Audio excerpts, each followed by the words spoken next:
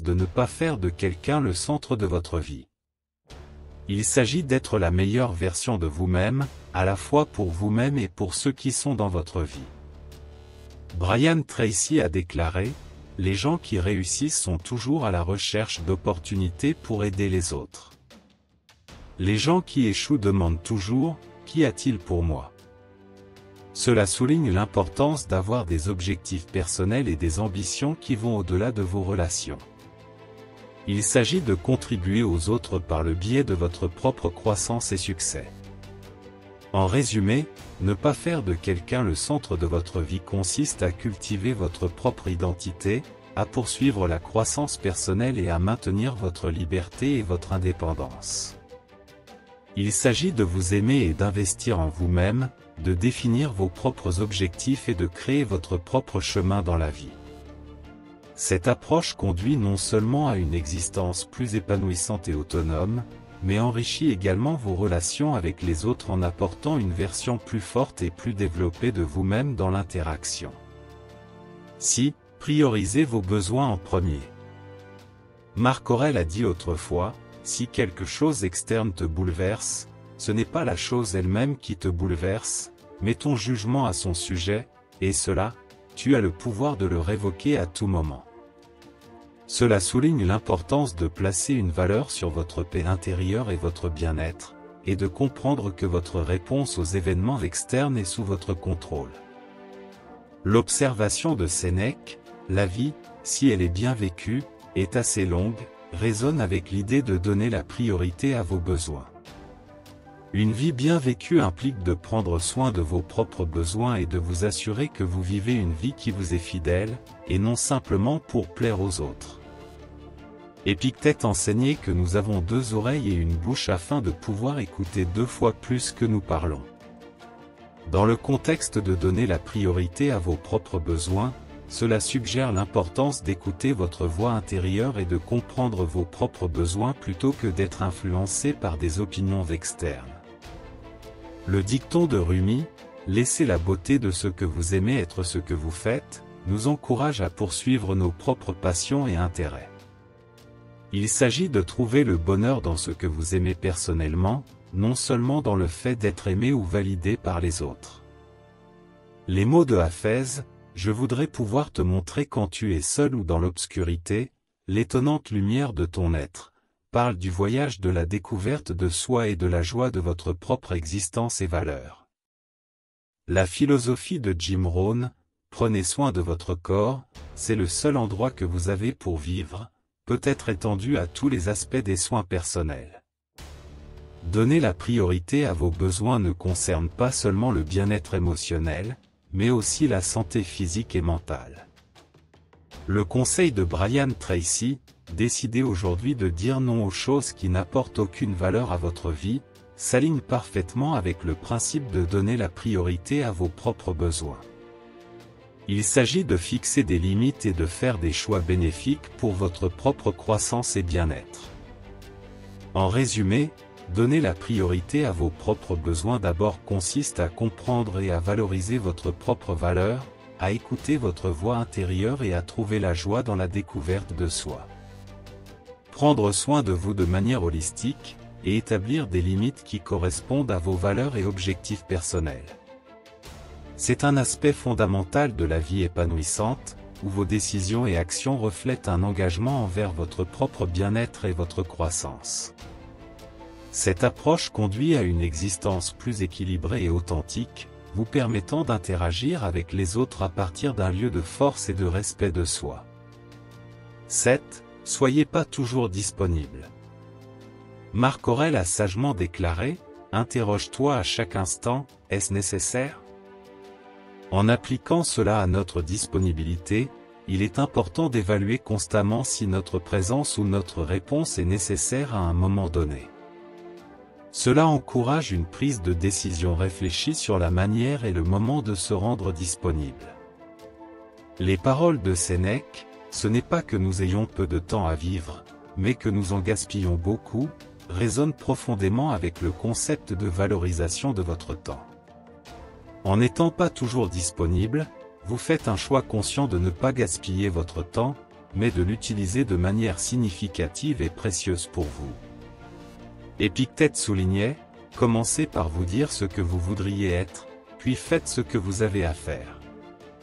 Cela souligne l'importance de définir des priorités en fonction de vos objectifs personnels et de vos valeurs. Être sélectif quant à votre disponibilité est une manière d'aligner vos actions sur ces priorités. L'observation de Rumi, comportez-vous comme si ce que vous faites avait de l'importance, car c'est le cas, est un puissant rappel de la signification de vos actions, y compris la gestion de votre temps et de votre disponibilité. Reconnaître que votre temps est précieux non seulement pour vous, mais aussi pour les autres, peut contribuer à établir un sentiment de respect de soi. Hafez offre une perspective avec ces mots, « Je voudrais pouvoir te montrer quand tu es seul ou dans l'obscurité, l'étonnante lumière de ton être. » C'est une manière métaphorique de dire que votre présence est une lumière dans la vie de quelqu'un. En n'étant pas toujours disponible, vous rendez les moments où vous êtes présent plus spéciaux et plus précieux. La célèbre citation de Jim Rohn, « Le temps est plus précieux que l'argent. » Vous pouvez obtenir plus d'argent, mais vous ne pouvez pas obtenir plus de temps, parle directement de l'importance de valoriser et de gérer votre temps. Être sélectif dans votre disponibilité est un aspect clé de cela. Brian Tracy a déclaré, « La clé du succès est de concentrer notre esprit conscient sur les choses que nous désirons, et non sur celles que nous craignons. » En gérant efficacement votre temps et en n'étant pas toujours disponible, vous vous concentrez sur vos désirs et objectifs plutôt que de vous disperser par peur de déplaire aux autres. En résumé, ne pas être toujours disponible consiste à valoriser votre temps, à définir des priorités, à respecter votre valeur, à pratiquer une présence consciente et à se concentrer sur la croissance personnelle et une gestion efficace du temps. Cette approche conduit à une vie plus équilibrée où vous avez le contrôle de votre temps et pouvez donner le meilleur de vous-même dans les moments qui comptent vraiment. Il ne s'agit pas d'être indisponible, mais d'être sélectivement présent d'une manière qui enrichit à la fois votre vie et celle de ceux qui vous entourent. 8. Équilibrer les conversations. Marc Aurèle a conseillé un jour, « Tout ce que nous entendons est une opinion, pas un fait. Tout ce que nous voyons est une perspective, pas la vérité. » Cela est pertinent en communication, car ne pas toujours être l'initiateur encourage un équilibre des perspectives dans une relation. Cela permet un échange plus équitable, où les deux parties contribuent également. La sagesse de Sénèque, nous sommes plus souvent effrayés que blessés, et nous souffrons plus de l'imagination que de la réalité, s'applique ici. La peur de ne pas être sollicité peut être plus angoissante que l'expérience réelle. En prenant du recul, vous donnez à l'autre personne l'occasion de montrer son intérêt, ce qui peut être une partie rassurante et précieuse de votre interaction. Épictète enseignait, ne pas expliquer sa philosophie, l'incarner. Cela peut être appliqué à la communication en incarnant une philosophie d'engagement mutuel et de patience, plutôt que de toujours prendre l'initiative d'expliquer ou de solliciter. Le dicton de Rumi, « Le silence est la langue de Dieu. Tout le reste est une pauvre traduction », suggère que le silence et l'espace dans la communication peuvent être puissants. Cela permet le développement d'une connexion plus profonde et plus significative où les deux parties peuvent contribuer également. La perspective de Hafez, « Ton cœur connaît le chemin », court dans cette direction, implique que parfois, suivre son cœur signifie prendre du recul et permettre aux autres de prendre l'initiative, facilitant ainsi une relation plus équilibrée et réciproque. L'observation de Jim Rohn, la communication efficace, c'est 20% ce que vous savez et 80% comment vous vous sentez à propos de ce que vous savez, est crucial ici. Il ne s'agit pas seulement de ce que vous dites ou quand vous le dites, mais aussi de la gestion de la dynamique de votre communication et des sentiments qui y sont impliqués. Le conseil de Brian Tracy, devenez le genre de leader que les gens suivraient volontairement, même si vous n'aviez pas de titre ou de position, peut être appliqué aux relations personnelles.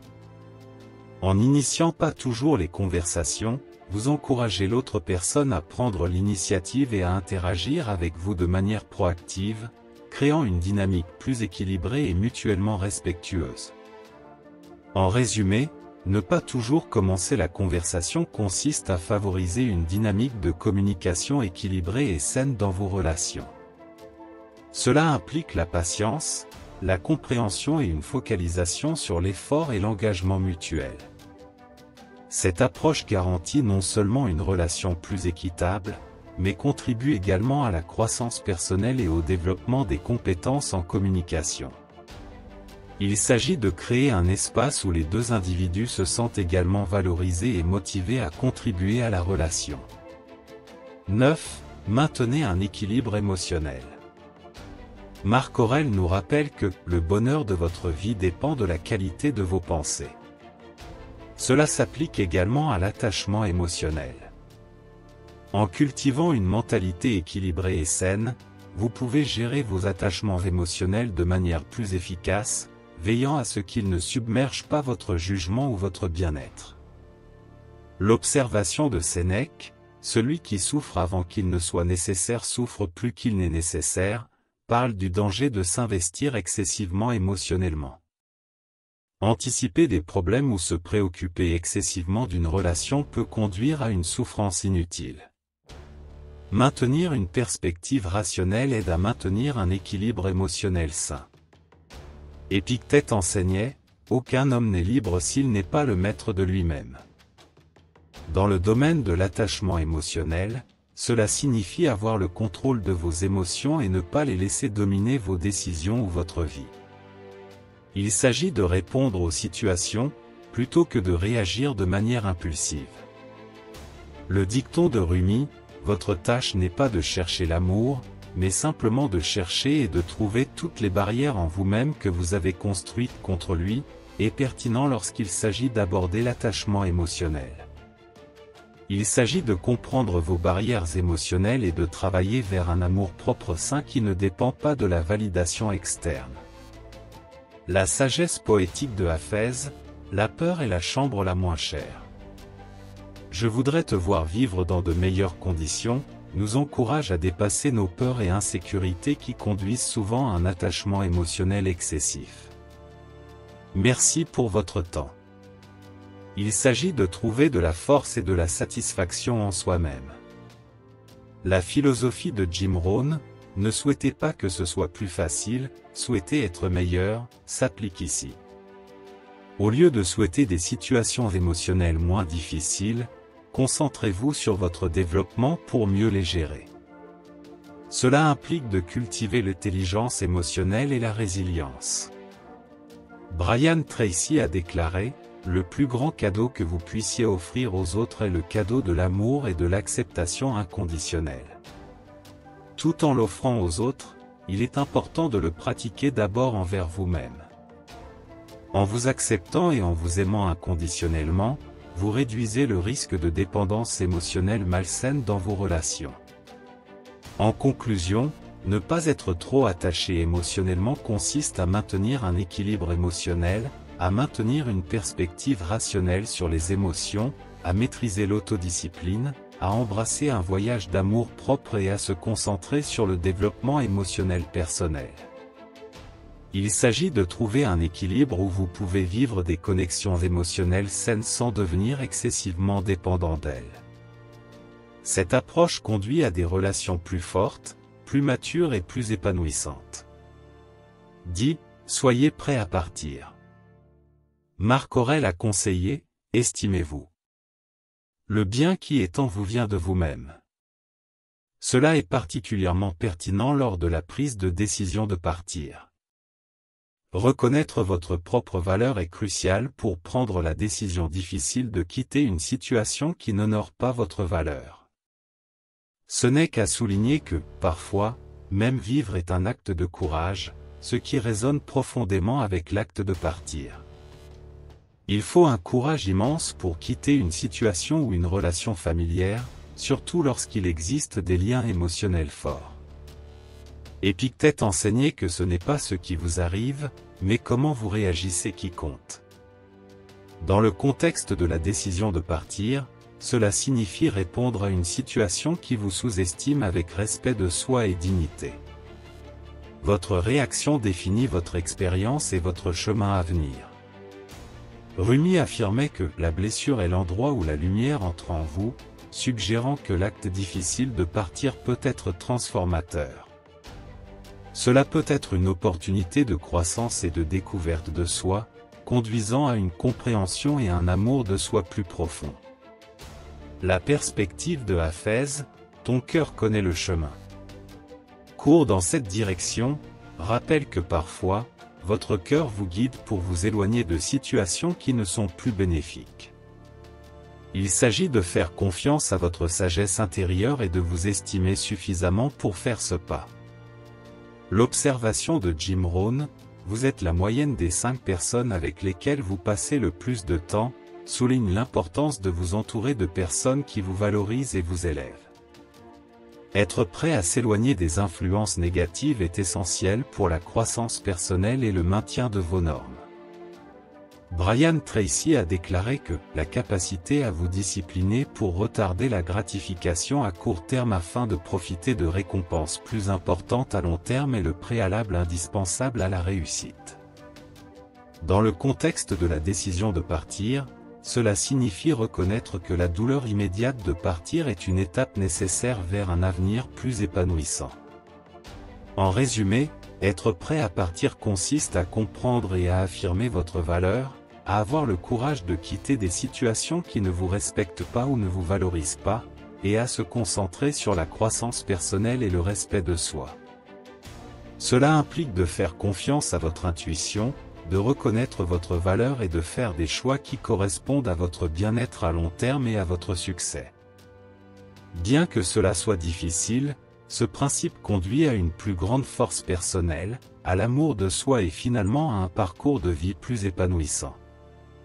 Alors que nous clôturons ce chapitre, rappelez-vous que le voyage à travers la vie consiste autant à découvrir qui vous êtes qu'à savoir comment vous vous reliez au monde qui vous entoure. Chaque pas que vous faites, guidé par ces principes, est un pas vers une vie plus puissante, équilibrée et épanouissante. N'oubliez pas, vous avez la force en vous pour affronter tout défi, prendre des décisions difficiles et façonner une vie qui résonne avec vos valeurs et aspirations les plus profondes. Éclairés par la sagesse de ceux qui ont marché avant nous, des stoïciens aux poètes, des philosophes aux penseurs modernes. Avant de partir, je vous invite à plonger plus profondément dans ce puits de sagesse. Sur votre écran se trouvent 2 playlists, Leçons de vie stoïcienne et Habitudes stoïciennes. Chacune est un trésor d'informations et de conseils pratiques pour vous aider à naviguer avec grâce et résilience à travers les complexités de la vie. Que vous cherchiez des conseils, de l'inspiration ou un moment de réflexion, ces playlists seront vos compagnons de voyage.